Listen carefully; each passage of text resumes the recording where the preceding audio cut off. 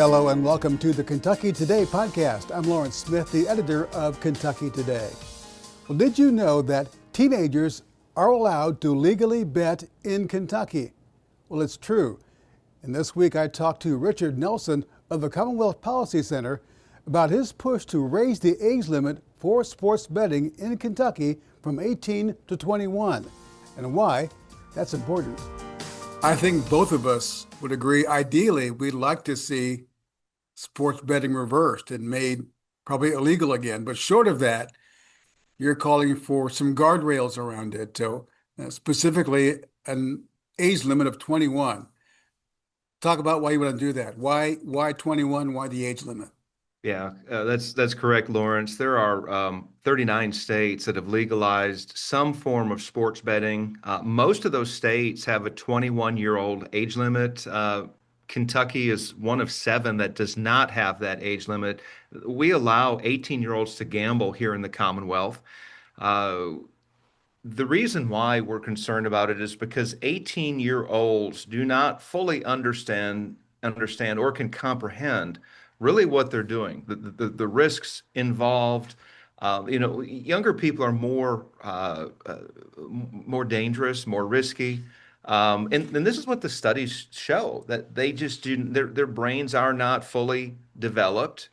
They are not masters at making good decisions. And we see the prevalence of sports gambling and the popularity of sports gambling with young people in particular as jeopardizing the health and well-being of our young people.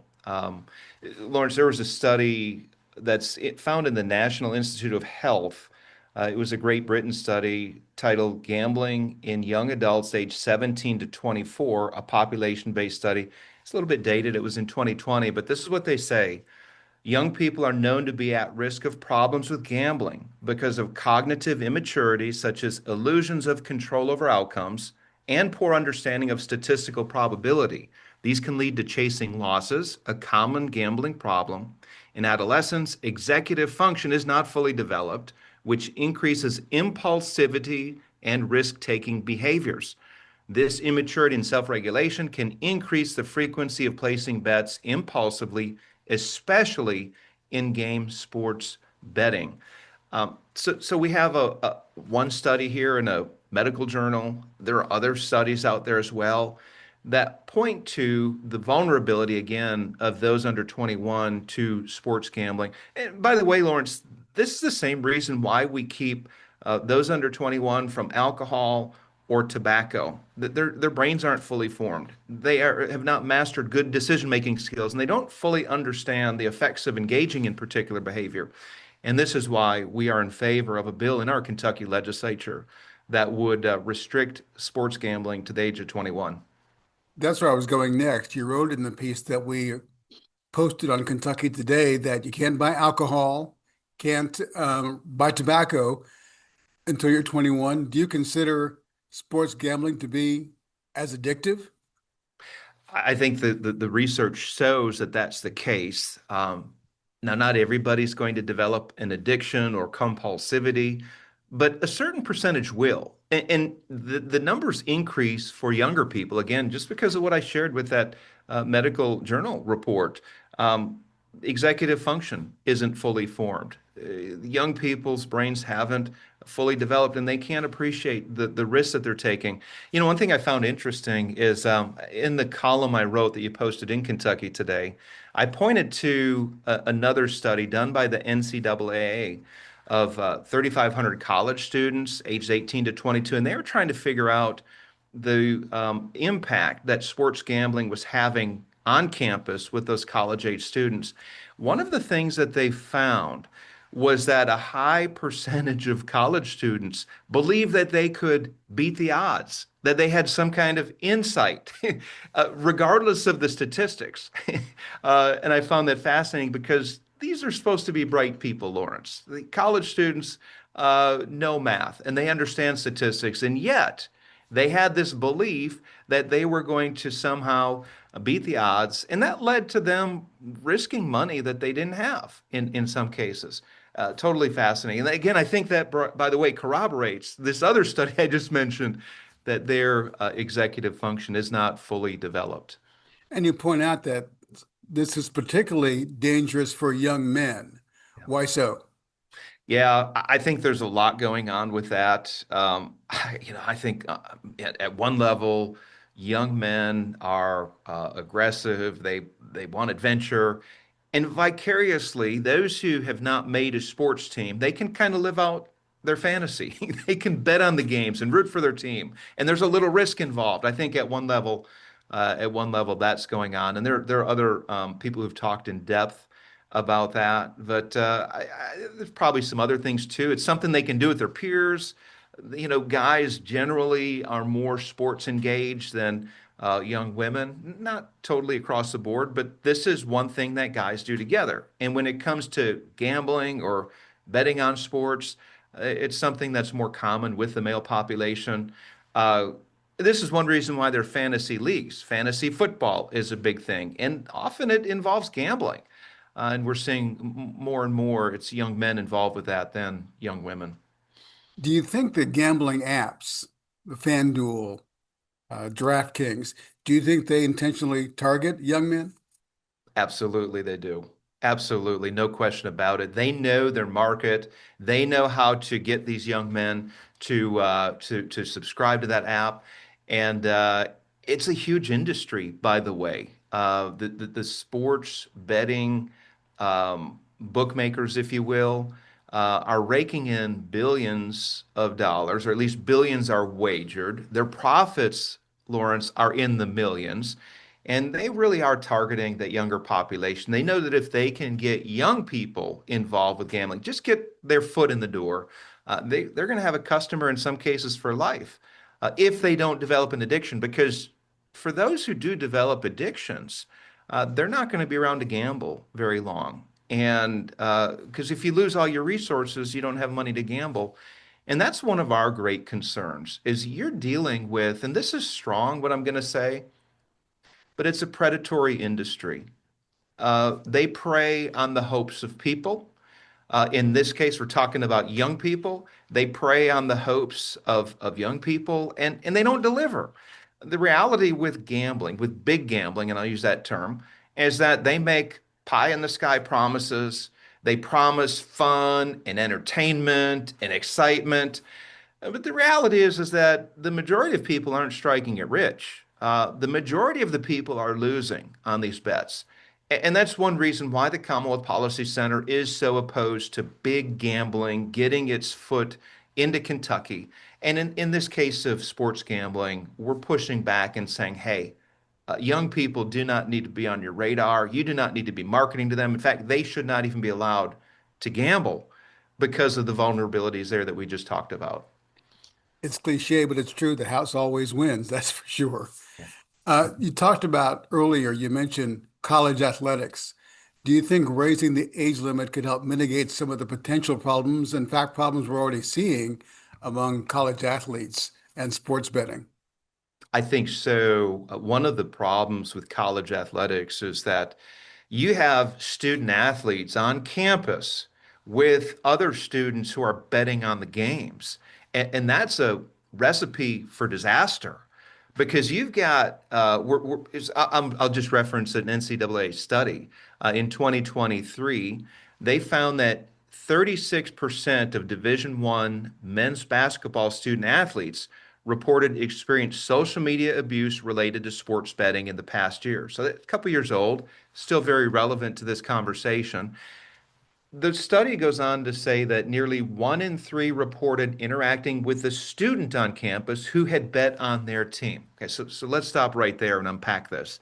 You've got student athletes performing at a high level. These are Division I basketball players. And then you've got students on campus betting on these games. Lawrence, what happens when that student loses big? Maybe there's a student athlete who misses a big shot in the game, and there's a student on campus that bet on that game, or not just the game, but bet on the performance of a particular player. And that especially is the danger because you have prop bets and you have in-game betting. That's where most of the action is taking place. And this is where gambling differs, by the way, from the past, the sports gambling. In the past, people would wager on a team, the outcome of how their team would do, win or loss. Now you have these prop bets in in-game betting that's taking place all throughout the game. And it's focusing often on one player, their performance. How are they going to do on this player, that player at the end of the game? And instead of the outcome of the game, it's on the focus is on a player. And that's super dangerous. And the NCAA right now, they're investigating. They've got 30 open cases in basketball where there's corruption of the ball players. And I referenced this in the column in Kentucky Today as well. It's a recipe for disaster. It needs to stop. There should be no gambling on college campuses, especially from students betting on their own team, where they're going to classes with those student athletes, where they're in the same dorm rooms with those student athletes. Lawrence, it's a recipe for disaster. And again, we're calling on the Kentucky State Legislature to understand what's going on and to protect, at the very least, protect our young people from exploitation from the gambling lobby. But then let's protect the integrity of college sports. If nothing is done, I don't see good things on the horizon. In fact, I expect us to be doing another conversation sometime down the line, talking about corruption and talking about bullying of student athletes and talking about what happened. And now we need to have that conversation now. And my hope is that the state legislature will take action and increase the gambling age to 21. Sports betting, as I recall, kind of just narrowly passed in 2023. Do you think this age limit thing was just not something that was considered? That the lawmakers not think about that? Yeah. I talked with a couple of legislators recently, and that's my guess because in the heat of the debate, there was very much opposition to it. And I think in the heat of the debate, you had people just opposing expanded sports gambling in general. And they were talking about what it would do to Kentucky, the possible corruption, the reality that a lot of people lose. And somehow we overlooked that 18-year-old eligibility or allowing 18-year-olds to gamble. When I talked to a couple of legislators too, they thought I had a conversation with one legislator in particular a couple months ago, and he thought that the age was 21. We had to dig into it. I forgot what it was too. I didn't remember, but we dug into it, and the state statute does allow 18-year-olds to gamble. What I am finding is that there is interest with a number of legislators to address this issue and to move that 18-year-old age limit to 21. So, what's your sense of whether this will come up, whether there will be a bill and its chances of passage if there is a bill in this session? I think there's a very good chance that we will see a bill introduced to increase the betting limit to and gambling limit to age 21. I think it's going to come down to how strongly the big gambling lobby is going to press on this. And I'm talking about the Churchill Downs and the Keeneland lobbyists. And, they're very influential players in our state government and in state politics. And depending on how much time and energy they spend on it, that's going to have an impact. I think that if legislators listen to reason, if this bill does get and I am expecting some kind of bill to come out, but if it does get a fair hearing in committee, and as we talk about it, and as we consider both sides of the debate, to me, I don't see how you could really be opposed to something like this. But again, it really will depend on what the gambling lobby does to sidetrack it. So we will see. Commonwealth Policy Center is going to be actively working on this bill to push for it, to educate legislators, and to work to get it passed. Sounds like it's really important then for grassroots to get involved, for Kentucky Baptists and like-minded Christians to really let their legislator know how they feel about this. Absolutely. Lawrence, this is a really important point, and that's that regular people like you and me and people in the pews on Sunday mornings, we have a voice and we have an opportunity to share our opinions and our concerns about an issue. And we're a key part to the puzzle of public policy. Legislators are going to do what they think is right or what the lobbyists tell them. But our key part are the voters of Kentucky, and the Christian community in the Commonwealth is a very significant part of the political conversation. And I would gather that and believe that if we had large numbers of Kentuckians who'd contact their legislators and voice their opinions and their concerns on this issue, we can move the needle. By the way, if I could, love to give out the 800 message line. Yeah, please do. So there's a message line in Frankfurt, open most of the day. It's really got long hours. All you have to do is call and tell your legislator, hey, I'm opposed or I'm for increasing the gambling limit from 18 to 21. You don't even have to know who your legislator is. They will ask your address, your name and address. They will make sure that that message gets to your state senator and your state house member. And it's that easy. You can do it in just a couple minutes. But that number is 800-372-7181. That's 800-372-7181.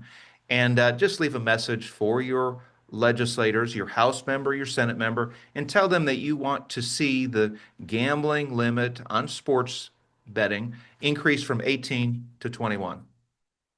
We're short on time, but while I have you here, what other legislative priorities is the Commonwealth Policy Center looking at for this session? Yeah, What are your Lawrence, priorities? we've got a handful of priorities. One of our top priorities is to extend conscience protections to healthcare professionals. Right now, healthcare professionals are vulnerable to engaging in medicine that would violate core moral beliefs and I would say creational ordinances, for example, the right to life issue or gender transitions. That's a bill that we have supported and worked on in the past. Another bill is asking, and it's actually it's a resolution. It would create something called Fidelity Month for the month of June. And this is something that Robert George, a conservative professor at Princeton University, started 3 years ago. And it encourages fidelity to God, family, and country. And we have worked on a model resolution for this. We want these things, these elements that make for strong and healthy society. We're trying to lift these things up, and we're asking our legislature to consider a resolution for Fidelity Month. Lawrence, another important bill is to stop the trafficking of life-ending drugs in the Commonwealth of Kentucky. And these would be drugs that would lead to abortion, chemical abortions in the Commonwealth, or drugs at the end of life's journey, drugs that would be used for assisted suicide. And this is an important issue that we will be looking at and working on. We do expect a bill to be introduced on this as well. But these are a handful of the top bills that that we will be working on. There's one more I'll add.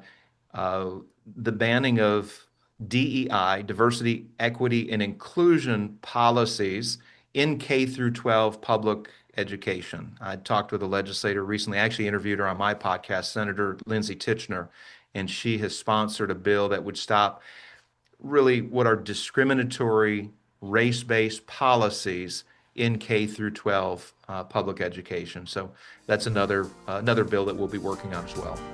That's Richard Nelson of the Commonwealth Policy Center. You can read his column about sports betting on KentuckyToday.com. And while you're there, sign up for Morning Briefing, our daily email digest of important news. Also, you can go to kybaptist.org for more information about the Kentucky Baptist Convention and the cooperative program that makes this program possible. Lord willing, we'll see you next time on the Kentucky Today podcast.